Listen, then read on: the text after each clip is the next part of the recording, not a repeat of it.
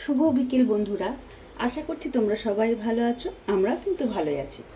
তো অনেক দিন পর বেরিয়ে পড়লাম হঠাৎ করেই বড় ননদের বাড়ি। তো চলো, চলে এসেছি, দেখতেই পাচ্ছ এটা হচ্ছে বড় ননদের বাড়ি। তো প্রায় অনেক দিন পর, প্রায় বছর পরই হয়তো এসেছি। তো গিয়ে দেখি রিয়াকশনটা কেমন হয় ওদের। তো চলো। খাচ্ছে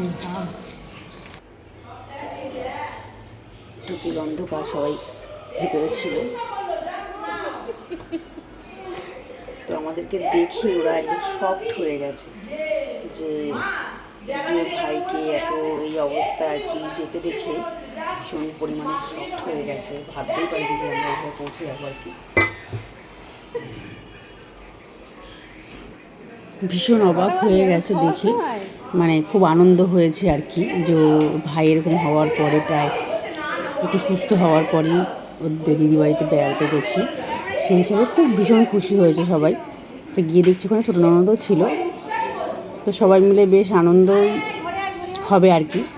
তো তারপরের ভিডিওগুলো কিন্তু আস্তে আস্তে তোমাদের সাথে শেয়ার করব। তো চলে এসেছি, হয়তো থাকতেও পারি নাও থাকতে পারি, জানি না। তারপরে তোমাদের সাথে আস্তে আস্তে সেই ভিডিওগুলো শেয়ার করব সকাল থেকে। তো চলো, এখানকার কিন্তু দারুণ একটা ভিউ তোমাদেরকে দেখাচ্ছি।